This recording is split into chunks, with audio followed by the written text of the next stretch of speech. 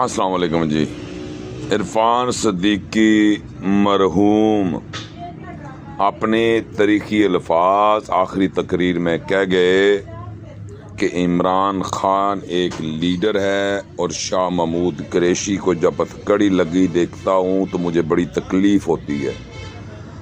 तो वो जब उन्होंने हक बोला और हक बोलने के बाद वो दुनिया से रुखसत हो गए, चले गए, वफात पा गए, मरहूम हो गए।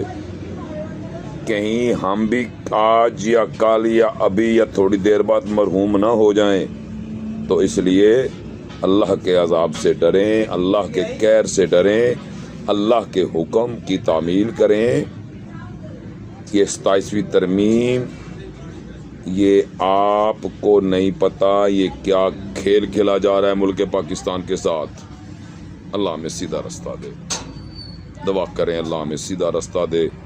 अल्लाह जो ईवानों में बैठे हुए हैं, जो इक़्तिदार के नशे में हैं, अल्लाह उनको सीधा रास्ता दे, अल्लाह उनकी हदायत करे, अल्लाह उनको हदायत अता फरमाए। मुल्क पाकिस्तान के बारे में सोचें, अपनी हुक्मरानी को छोड़ें। क्योंकि मैंने कल भी एक वीडियो छोटा सा क्लिप चढ़ाया था कि ज़बर, ज़ेर और पेश।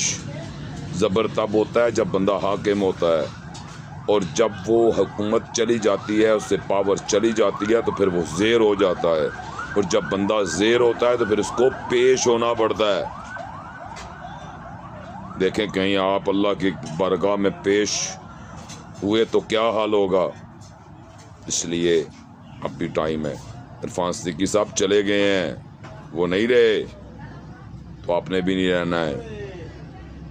मुल्क पाकिस्तान के मतलब सोचें, मुल्क की आवाम के मतलब सोचें, अपने बचाव की खातिर सोच रहे हैं, अपने हालात के बारे में सोच रहे हैं। मुल्क पाकिस्तान की आवाम के बारे में कोई भी नहीं सोच रहा। अल्लाह खैर करे मुल्क पाकिस्तान की। अस्सलाम वालेकुम।